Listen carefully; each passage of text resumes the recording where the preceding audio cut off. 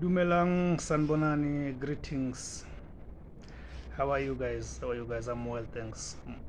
I'm well, I'm surviving, guys. Okay, guys, we're going to be dealing with the basic conditions of employment, chapter 8, which is the sectoral determinations, guys. Okay, let's get to them, guys. The sectoral determination. The minister may make a sectoral determination establishing basic conditions of employment for employees in a sector and area. 2. A sectoral determination must be made in accordance with this chapter and by notice in the Gazette. Investigation.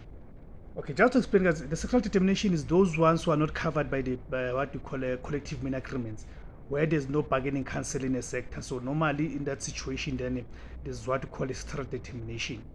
Okay. Investigation. Before making a sectoral determination, the minister must direct the Director General to investigate conditions of employment in the sector and area concerned. 2. The minister must determine terms of reference for the investigation, which must include A. The sector and area to be investigated, B. The categories of classes or of employees to be included in the investigation, and C. The matter to be investigated, which may include any matter listed in section 55 subsection 4. Number 3. The minister must publish a notice in the Gazette setting out the forms of reference of the investigation and inviting written representations by members of the public. Number 4. If an organization representing employers or employees in a sector and area makes a written request to the minister to investigate conditions of employment in that sector and area, the minister must either A. Direct the Director General to conduct an investigation, or B. Request the Commission to advise the minister on whether the requested investigation ought to be conducted. Right. Then go to conduct of investigation. For the purpose of conducting an investigation in terms of section 52 subsection 1, the Director General may A. Question any person who may be able to provide information relevant to any investigation, or B. Require in writing an employer or employee in a sector and area that is being investigated, or any other person, to furnish any information, book, document, or object that is material to the investigation within a specified period, which must be reasonable. 2. A person may not refuse to answer any relevant question by the Director General that he or she is legally obliged to answer. Preparation of report 54 subsection 1. On completion of an investigation and after considering any representations made by members of the public, the Director General must prepare a report. Right? Must prepare a report. A copy of the report must be submitted to the Commission for its consideration. 3. When advising the minister on the publication of a sectoral determination, the Commission must consider in respect of the sector and area concerned A. The report prepared in terms of subsection 1. B. The ability of employers to carry out their business successfully. C. Operations of small, medium, or micro enterprises and new enterprises. D. The cost of living. E. The alleviation of poverty. F. Conditions of employment. G. Wage differentials and inequality. H. The likely impact of any proposed condition of employment on current employment of the creation of employment. I. The possible impact of any proposed condition of employment on the health, safety, or welfare of employees. J. Any other relevant information made available to the Commission. Then number 4, the Commission must prepare a report for the minister containing recommendations on the matters which should be included in a sectoral determination for the relevant sector and area. That making of sectoral determination 55 subsection 1. After considering the report and recommendations of the Commission contemplated in section 54 subsection 4, the minister may make a sectoral determination for one or more sector and area. Number 2, if the minister does not accept recommendations of the commission made in terms of section 54 subsection 4, the minister must refer the matter to the commission for its reconsideration, indicating the matters on which the minister disagrees with the commission. Number 3, after considering the further report and recommendations of the commission, the minister may make a sectoral determination. Number 4, a sectoral determination may, in respect of the sector and area concerned, A, set a minimum terms and conditions of employment, including minimum rates of remuneration. B, provide for the adjustment of minimum rates of remuneration.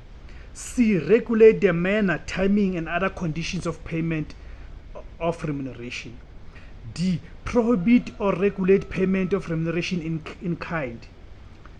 E, require employers to keep employment records. F, require employers to provide records to their employees. G, prohibit or regulate task-based work, piecework, homework, and contract work. H, set minimum standards for housing and sanitation for employees who reside on their employer's premises. I, regulate payment of traveling and other work-related allowances. J, specify minimum conditions of employment for trainees. K, specify conditions of employment for persons other than employees. I, regulate training and education schemes. M, regulate pension, provident fund, medical aid, sick pay, holiday and unemployment schemes or funds. And N, regulate any other matter concerning remuneration or other terms or conditions of employment. 5, any provision of a sectoral determination may apply to all or some of the employers and employees in the sector and area concerned.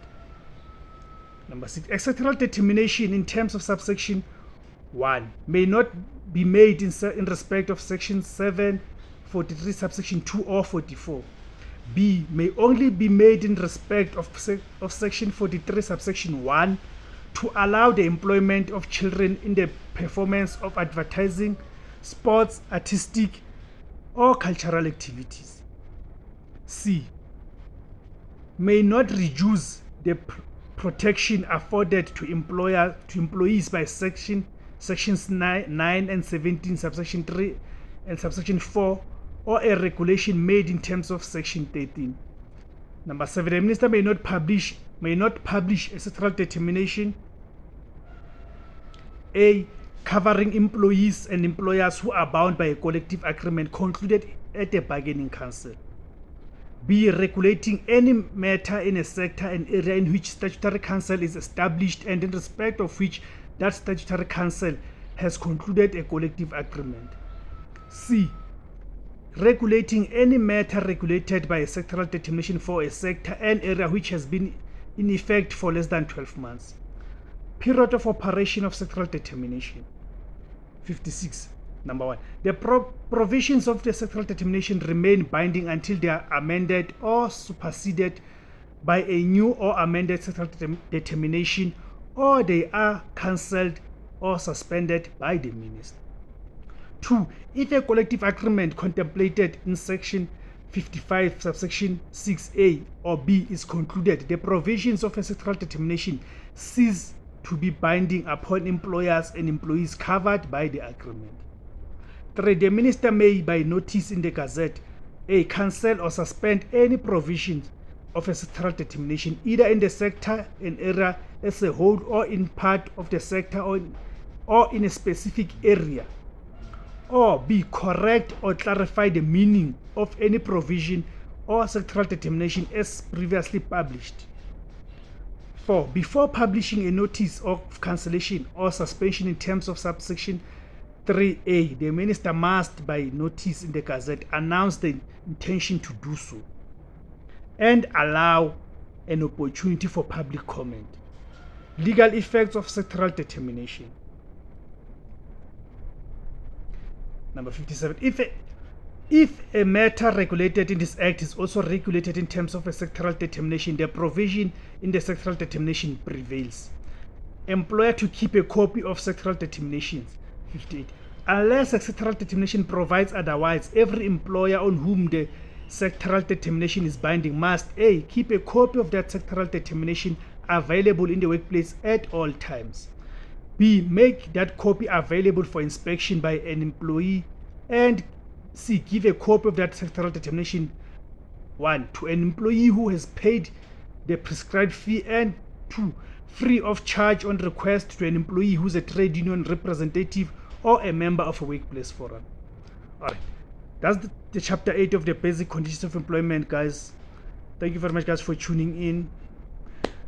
Please subscribe. Those who have not yet subscribed, please subscribe. At the bottom of the video there's a subscribe option. Please click on it to subscribe.